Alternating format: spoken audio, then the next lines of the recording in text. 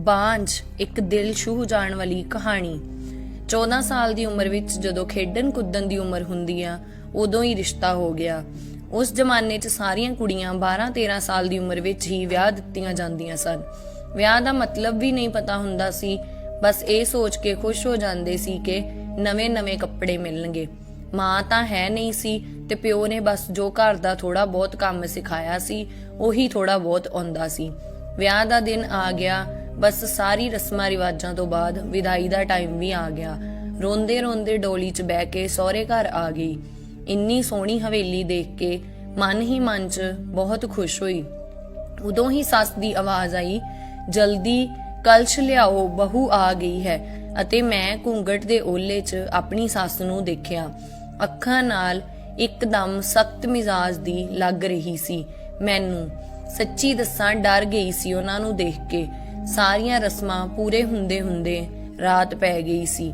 ਬਿਸਤਰ ਤੇ ਪੈਂਦੇ ਹੀ ਨੀਂਦ ਆ ਗਈ। ਸਵੇਰੇ ਸਵੇਰੇ ਨੌਕਰਾਣੀ ਨੇ ਆ ਕੇ ਜਗਾਇਆ ਕਿ ਚਲੋ ਰਸੋਈ ਬਣਾਉਣ ਦੀ ਰਸਮ ਹੈ। ਤਿਆਰ ਹੋ ਕੇ ਰਸੋਈ 'ਚ ਗਈ ਤੇ ਖੀਰ ਬਣਾਈ। ਸਾਰਿਆਂ ਨੇ ਤਾਰੀਫ ਵੀ ਕੀਤੀ, ਪਰ ਸੱਸ ਨੇ ਖੋਟ ਕੱਢਤਾ ਤੇ ਨਾਲ ਹੀ ਹਦਾਇਤ ਵੀ ਦਿੱਤੀ ਕਿ ਹੁਣ ਬਚਪਨਾ ਛੱਡ ਕੇ ਕੋਈ ਕੰਮ ਕਾਜ ਚੱਜ ਨਾਲ ਸਿੱਖ ਲੈ। 15 ਦਿਨ ਬਾਅਦ ਮੇਰੇ ਪਤੀ ਨੇ ਵੀ ਹੋਸਟਲ ਜਾਣਾ ਸੀ ਕਿਉਂਕਿ ਉਹ BA ਕਰ ਰਹੇ ਸਨ। ਖੈਰ, ਰਮਨ ਹੋਸਟਲ ਚਲੇ ਗਏ ਤੇ ਮੈਂ ਇਕੱਲੀ ਰਹਿ ਗਈ ਆਪਣੇ ਸੱਸ ਸਹੁਰੇ ਨਾਲ। ਵਿਚਾਲੇ ਰਮਨ ਚਿੱਠੀ ਵੀ ਲਿਖਦਾ ਸੀ, ਪਰ ਪਹਿਲਾਂ ਮੇਰੀ ਸੱਸ ਪੜ੍ਹਦੀ ਸੀ, ਬਾਅਦ 'ਚ ਮੇਰੇ ਕੋਲ ਆਉਂਦੀ। ਉਮਰ ਘੱਟ ਹੋਣ ਨਾਲ ਇੰਨਾ ਫਰਕ ਨਹੀਂ ਪੈਂਦਾ ਸੀ। ਮੇਰੇ ਇਕੱਲੇਪਨ ਦਾ ਸਾਥੀ ਸੀ ਅੰਬ ਦਾ ਪੇੜ। ਹਾਂ, ਉਹੀ ਅੰਬ ਦਾ ਪੇੜ ਜੋ ਹਵੇਲੀ ਦੇ ਪਿੱਛੇ ਵਿਹੜੇ 'ਚ ਲੱਗਿਆ ਸੀ। ਉਸ ਅੰਬ ਦੇ ਪੇੜ ਥੱਲੇ ਇੱਕ ਕੱਚਾ ਕਮਰਾ ਵੀ ਬਣਿਆ ਹੋਇਆ ਸੀ, ਪਰ ਉਹ ਪੇੜ ਫਲ ਨਹੀਂ ਦਿੰਦਾ ਸੀ। ਇਸ ਲਈ ਸਾਰੇ ਘਰ ਵਾਲੇ ਉਸ ਨੂੰ ਬਾਂਝ ਕਹਿੰਦੇ ਸਨ। ਪਰ ਪਤਾ ਨਹੀਂ ਕਿਉਂ ਮੈਨੂੰ ਉਸ ਰੁੱਖ ਨਾਲ ਬਹੁਤ ਪਿਆਰ ਸੀ। ਜਦੋਂ ਵੀ ਕੰਮ ਤੋਂ ਫ੍ਰੀ ਹੋ ਕੇ ਕੁਝ ਵਿਹਲ ਮਿਲਦੀ ਤਾਂ ਉਹੀ ਰੁੱਖ ਮੇਰਾ ਸਾਥੀ ਹੁੰਦਾ ਸੀ। ਉਸ ਨੂੰ ਦੇਖਦੇ ਹੀ ਮੈਂ ਆਪਣੀ ਸਾਰੀ ਥਕਾਵਟ ਭੁੱਲ ਜਾਂਦੀ। 2 ਸਾਲ ਬੀਤ ਗਏ ਤੇ ਮੈਂ 16 ਦੀ ਹੋ ਗਈ। ਰਮਨ ਦੀ ਵੀ BA ਦੀ ਪੜ੍ਹਾਈ ਪੂਰੀ ਹੋ ਗਈ ਸੀ। ਅੱਜ ਰਮਨ ਵਾਪਸ ਆ ਰਹੇ ਸਨ। ਮੇਰੀ ਸੱਸ ਸਵੇਰ ਤੋਂ ਹੀ ਤਿਆਰੀ 'ਚ ਲੱਗੀ ਹੋਈ ਸੀ। ਖੁਦ ਹੀ ਰਸੋਈ 'ਚ ਜਾ ਕੇ ਸਾਰਾ ਜਾਇਜ਼ਾ ਲੈ ਰਹੀ ਸੀ। ਮੇਰੀ ਵੀ ਖੁਸ਼ੀ ਦਾ ਟਿਕਾਣਾ ਨਹੀਂ ਸੀ ਕਿ ਹੁਣ ਮੈਨੂੰ ਇਕੱਲਾ ਨਹੀਂ ਰਹਿਣਾ ਪਵੇਗਾ। 16 ਸ਼ਿੰਗਾਰ ਕਰਕੇ ਇੱਕ ਪੂਰੀ ਔਰਤ ਵਾਂਗ ਮਹਿਸੂਸ ਕਰ ਰਹੀ ਸੀ। ਅੱਜ ਮਾਂਗ ਦਾ ਸਿੰਦੂਰ ਨੇ ਵੀ ਕੁਝ ਵੱਖਰੀ ਹੀ ਲਾਲੀ ਲੈ ਰੱਖੀ ਸੀ ਤੇ ਸ਼ਾਇਦ ਉਹ ਲਾਲੀ ਮੇਰੇ ਚਿਹਰੇ ਤੇ ਵੀ ਦਿਖਾਈ ਦੇ ਰਹੀ ਸੀ। ਉਦੋਂ ਹੀ ਮੇਰੀ ਸੱਸ ਨੇ ਮੈਨੂੰ ਕਿਹਾ ਕਿ ਜਾ ਆਪਣੀ ਨਜ਼ਰ ਲਵਾ ਲੈ, ਰਮਨ ਆ ਗਏ ਨੇ। ਹਵੇਲੀ ਦੀ ਹਲਚਲ ਨਾਲ ਹੀ ਪਤਾ ਲੱਗ ਰਿਹਾ ਸੀ ਮੈਨੂੰ। ਖਾਣ ਪੀਣ ਤੋਂ ਬਾਅਦ ਵਿਹਲੇ ਹੋ ਕੇ ਸਾਰੇ ਆਰਾਮ ਕਰਨ ਚਲੇ ਗਏ। ਰਮਨ ਵੀ ਕਮਰੇ 'ਚ ਆ ਗਿਆ ਸੀ ਤੇ ਮੈਂ ਵੀ ਸ਼ਰਮ ਨਾਲ ਲਾਲ ਹੋ ਰਹੀ ਸੀ। ਉਦੋਂ ਹੀ ਰਮਨ ਨੇ ਮੈਨੂੰ ਇੱਕ ਤੋਹਫਾ ਦਿੱਤਾ, ਇੱਕ ਸੁੰਦਰ ਲਾਲ ਸਾੜੀ। ਪਰ ਮੇਰੇ ਲਈ ਤਾਂ ਰਮਨ ਦਾ ਵਾਪਸ ਆ ਜਾਣਾ ਹੀ ਸਭ ਤੋਂ ਵੱਡਾ ਤੋਹਫਾ ਸੀ। ਅਸੀਂ ਢੇਰ ਸਾਰੀਆਂ ਗੱਲਾਂ ਕੀਤੀਆਂ, ਜਿਨ੍ਹਾਂ 'ਚ ਕੁਝ ਸ਼ਿਕਾਇਤਾਂ ਸੀ, ਕੁਝ ਪਿਆਰ ਸੀ। ਸਮਾਂ ਬੀਤਦਾ ਗਿਆ। 2 ਸਾਲ ਕਿਵੇਂ ਬੀਤ ਗਏ ਕੁਝ ਪਤਾ ਹੀ ਨਹੀਂ ਲੱਗਿਆ। ਰਮਨ ਤੇ ਮੈਂ ਇੱਕ ਦੂਜੇ ਨਾਲ ਬਹੁਤ ਖੁਸ਼ ਸੀ। ਇੱਕ ਦਿਨ ਅਚਾਨਕ ਪਤਾ ਲੱਗਿਆ ਕਿ ਮੇਰੇ ਬਾਪੂ ਜੀ ਬਹੁਤ ਬਿਮਾਰ ਹਨ। ਰਮਨ ਮੈਨੂੰ ਨਾਲ ਲੈ ਕੇ ਤੁਰੰਤ ਮਿਲਣ ਚਲੇ ਗਏ। ਬਾਪੂ ਜੀ ਮੈਨੂੰ ਮਿਲ ਕੇ ਬਹੁਤ ਖੁਸ਼ ਹੋਏ, ਜਿਵੇਂ ਉਹਨਾਂ ਨੇ ਆਪਣੇ ਸਾਹਾਂ ਨੂੰ ਮੇਰੇ ਲਈ ਹੀ ਰੋਕ ਰੱਖਿਆ ਹੋਵੇ, ਅਤੇ ਫਿਰ ਮੈਨੂੰ ਰਮਨ ਦੇ ਹਵਾਲੇ ਕਰਕੇ ਇਸ ਦੁਨੀਆ ਤੋਂ ਚਲੇ ਗਏ। ਦੁਖੀ ਮਨ ਨਾਲ ਤੇ ਭਰੀਆਂ ਅੱਖਾਂ ਨਾਲ ਉਹਨਾਂ ਨੂੰ ਵਿਦਾ ਕੀਤਾ। ਹੁਣ ਮੇਰਾ ਸਭ ਕੁਝ ਰਮਨ ਤੇ ਉਸਦਾ ਪਰਿਵਾਰ ਹੀ ਸੀ। ਸਮਾਂ ਗੁਜ਼ਰਦਾ ਗਿਆ ਤੇ ਰਮਨ ਨੇ ਆਪਣੀ ਲਾਅ ਦੀ ਪੜ੍ਹਾਈ ਵੀ ਪੂਰੀ ਕਰ ਲਈ ਅਤੇ ਹੁਣ ਉਹ ਸਰਕਾਰੀ ਵਕੀਲ ਕਹਾਉਣ ਲੱਗੇ। ਪਰ ਰੱਬ ਨੇ ਹਲੇ ਮੈਨੂੰ ਔਲਾਦ ਦਾ ਸੁੱਖ ਨਹੀਂ ਦਿੱਤਾ। ਹਾਲੇ ਤਾਂ ਸੱਸ ਦਬੀ ਹੋਈ ਜ਼ਬਾਨ 'ਚ ਹੀ ਬੋਲਦੀ ਸੀ, ਪਰ ਹੌਲੀ-ਹੌਲੀ ਉਹਨਾਂ ਨੇ ਆਪਣਾ ਸੁਭਾਅ ਰੁੱਖਾ ਤੇ ਕਰੜਾ ਕਰ ਲਿਆ। ਰਮਨ ਬਹੁਤ ਬਿਜ਼ੀ ਰਹਿੰਦੇ ਸਨ ਆਪਣੇ ਕੰਮ ਤੋਂ ਤੇ ਮੇਰੀ ਸੱਸ ਤੋਂ ਮੇਰੇ ਪਿੱਛੇ ਸਾਰਾ ਦਿਨ ਪਈ ਰਹਿੰਦੀ। ਹੌਲੀ-ਹੌਲੀ ਸਾਰੇ ਪਿੰਡ ਵਿੱਚ ਇਹ ਗੱਲ ਫੈਲ ਗਈ ਕਿ ਹਵੇਲੀ ਵਾਲਿਆਂ ਦੀ ਨੂੰਹ ਬਾਂਝ ਹੈ। ਤੀਰ ਵਾਂਗੂ ਚੁੱਭਦਾ ਸੀ ਇਹ ਸ਼ਬਦ, ਪਰ ਕੁਝ ਕਹਿ ਨਹੀਂ ਪਾਉਂਦੀ, ਬਸ ਹੰਝੂਆਂ ਨਾਲ ਦਿਲ ਹਲਕਾ ਕਰ ਲੈਂਦੀ। ਰਮਨ ਮੈਨੂੰ ਦਿਲਾਸਾ ਦਿੰਦੇ ਪਰ ਲੋਕਾਂ ਦਾ ਇਹ ਵਰਤਾਅ ਅੰਦਰ ਅੰਦਰ ਮੈਨੂੰ ਖੋਖਲਾ ਕਰ ਰਿਹਾ ਸੀ। ਹੁਣ ਮੇਰੀ ਉਮਰ ਕਿੰਨੀ ਸੀ? ਸਿਰਫ 19 ਸਾਲ, ਤੇ ਲੋਕਾਂ ਨੇ ਮੈਨੂੰ ਬਾਂਝ ਬਣਾ ਦਿੱਤਾ। ਬਚਪਨ ਤੋਂ ਹੀ ਮੈਂ ਦੁਬਲੀ ਪਤਲੀ ਸੀ। ਮੈਂ ਫਿਰ ਮਾਂ ਦੇ ਜਾਣ ਤੋਂ ਬਾਅਦ ਠੀਕ ਤੋਂ ਮੇਰਾ ਪਾਲਣ ਪੋਸ਼ਣ ਵੀ ਤਾਂ ਨਹੀਂ ਹੋ ਪਾਇਆ ਸੀ।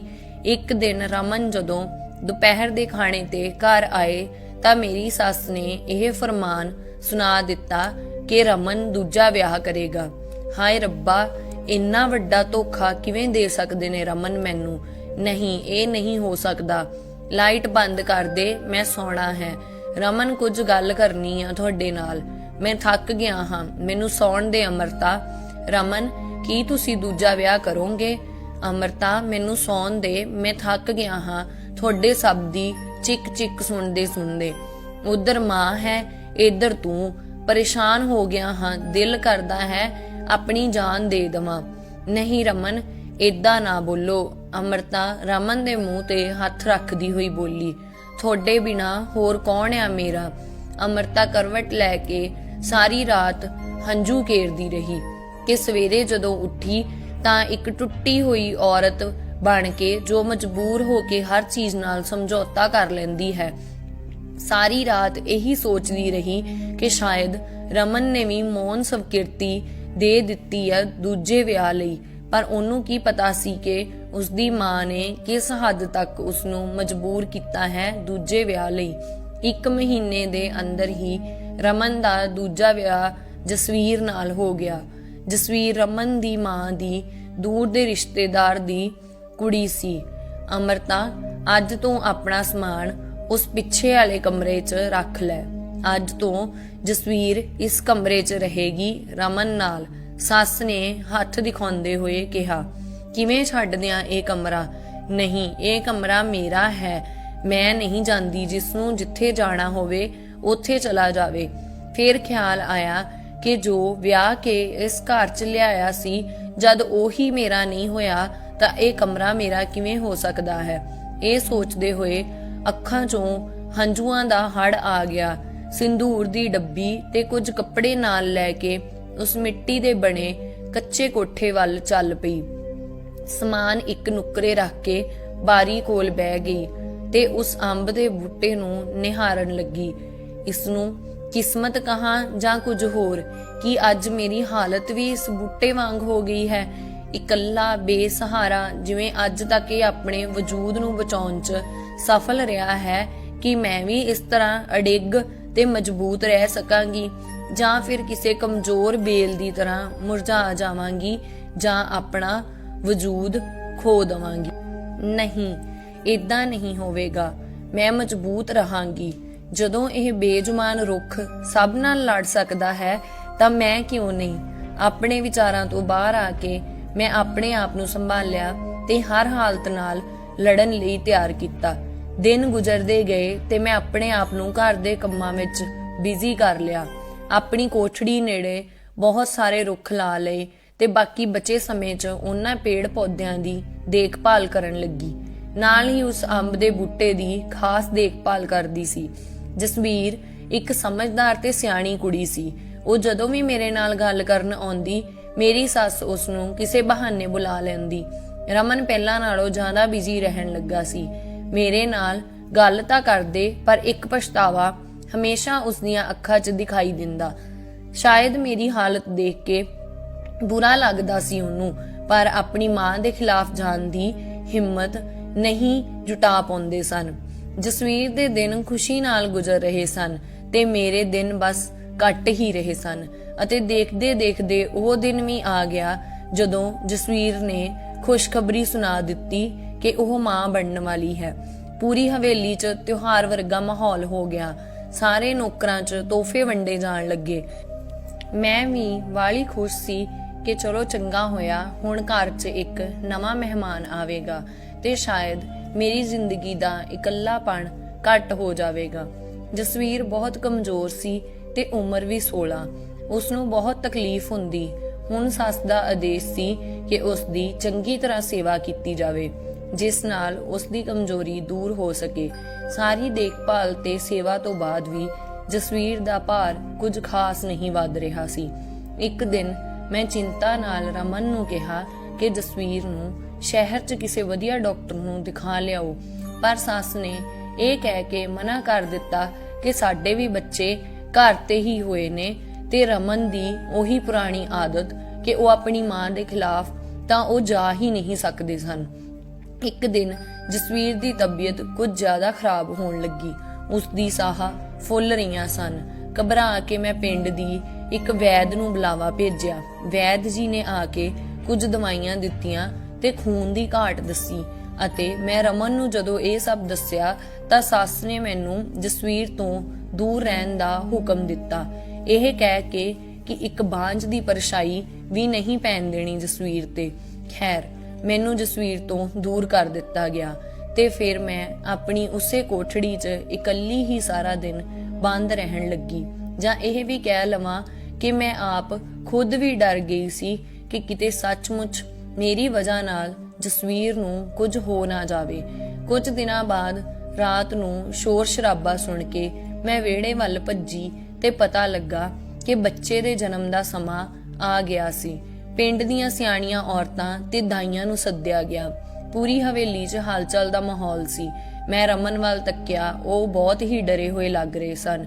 ਮੈਂ ਉਹਨਾਂ ਕੋਲ ਗਈ ਤੇ ਧੀਰਜ ਰੱਖਣ ਨੂੰ ਕਿਹਾ। ਥੋੜੀ ਦੇਰ 'ਚ ਬੱਚੇ ਦੀ ਕਿਲਕਾਰੀ ਗੂੰਜਣ ਲੱਗੀ। ਸਾਡੀ ਖੁਸ਼ੀ ਦਾ ਟਿਕਾਣਾ ਨਹੀਂ ਸੀ। ਪਰ ਉਦੋਂ ਹੀ ਤਾਈ ਨੇ ਬਾਹਰ ਆ ਕੇ ਦੱਸਿਆ ਕਿ ਜਸਵੀਰ ਨੂੰ ਕਮਜ਼ੋਰੀ ਤੇ ਖੂਨ ਦੀ ਘਾਟ ਕਾਰਨ ਅਸੀਂ ਜਸਵੀਰ ਨੂੰ ਬਚਾ ਨਹੀਂ ਸਕੇ। ਕੁੜੀ ਨੂੰ ਜਨਮ ਦਿੰਦੇ ਹੀ ਜਸਵੀਰ ਦੀ ਮੌਤ ਹੋ ਗਈ। ਹਾਏ, ਪੋਤੇ ਦਾ ਮੂੰਹ ਨਹੀਂ ਦੇਖ ਪਾਈ ਮੈਂ। ਹੁਣ ਕਿਵੇਂ ਮੇਰਾ ਵੰਸ਼ ਅੱਗੇ ਚੱਲੇਗਾ? ਸੱਸ ਦਾ ਵੈਣ ਪੂਰੀ ਹਵੇਲੀ 'ਚ ਗੂੰਜ ਰਿਹਾ ਸੀ। ਉਸ ਛੋਟੀ ਦੁੱਧ ਮੂੰਹੀ ਬੱਚੀ ਨੂੰ ਵੇਖ ਕੇ ਕਲੇਜਾ ਮੂੰਹ ਨੂੰ ਆ ਰਿਹਾ ਸੀ। ਏਦਾਂ ਲੱਗਦਾ ਸੀ ਕਿ ਉਹ ਮੈਂ ਹੀ ਹਾਂ। ਮੈਂ ਉਹਨੂੰ ਕਲੇਜੇ ਨਾਲ ਲਾ ਲਿਆ। ਜਿਨ੍ਹਾਂ ਦੀ ਮਾਂ ਨਹੀਂ ਹੁੰਦੀ ਉਹ ਬੱਚੇ ਕੁਝ ਜ਼ਿਆਦਾ ਹੀ ਸਮਝਦਾਰ ਹੁੰਦੇ ਹਨ ਸ਼ਾਇਦ। ਜਰਾ ਕੋ ਵੀ ਪਰੇਸ਼ਾਨ ਨਹੀਂ ਕਰਦੀ ਸੀ ਉਹ ਮੈਨੂੰ।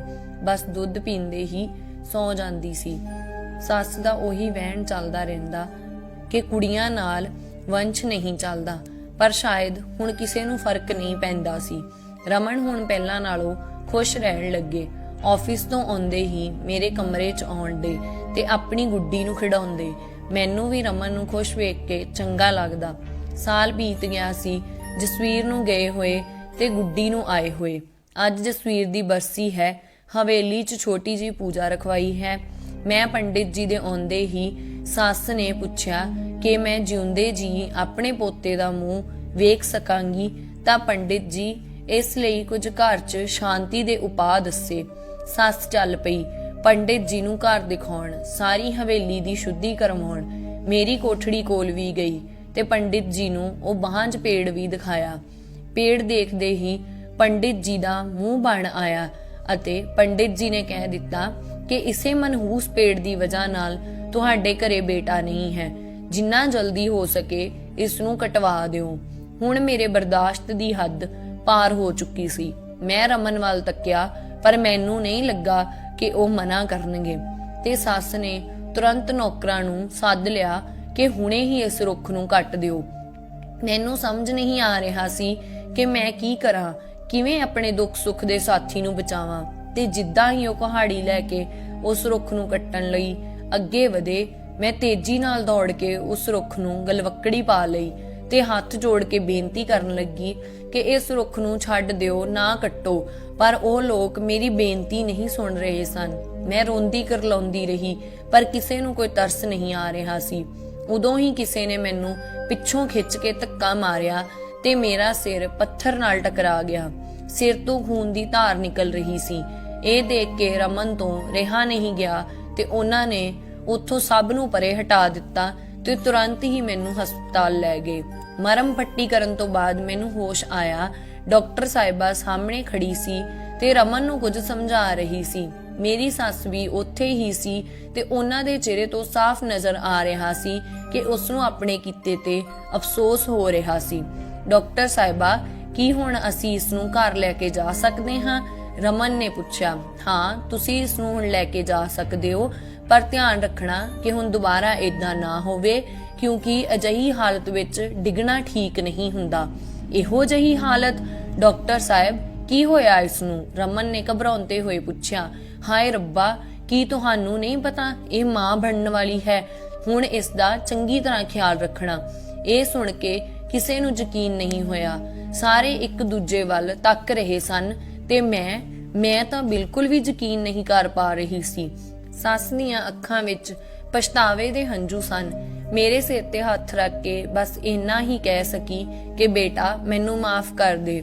ਮੈਂ ਖੁਸ਼ੀ ਨਾਲ ਭਰ ਕੇ ਸੱਸ ਦੇ ਗਲ ਲੱਗ ਗਈ, ਜਿਵੇਂ ਮੈਂ ਆਪਣੀ ਮਾਂ ਦੇ ਗਲ ਹੀ ਲੱਗੀ ਆ। ਪੂਰੇ 9 ਮਹੀਨੇ ਮੇਰੀ ਸੱਸ ਮਾਂ ਨੇ ਮੇਰਾ ਬਹੁਤ ਧਿਆਨ ਰੱਖਿਆ ਤੇ ਮੈਂ ਉਸ ਰੁੱਖ ਦਾ। ਅੱਜ ਮੇਰੀ ਡਿਲੀਵਰੀ ਹੋਣੀ ਸੀ। ਮੇਰੀ ਸੱਸ ਮਾਂ ਮੈਨੂੰ ਸਮੇਂ ਤੇ ਹੀ ਹਸਪਤਾਲ ਲੈ ਗਈ ਤਾਂ ਕਿ ਜੋ ਗਲਤੀ ਉਹਨਾਂ ਨੇ ਜਸਵੀਰ ਵੇਲੇ ਕੀਤੀ ਸੀ ਉਹ ਹੁਣ ਨਾ ਹੋਵੇ।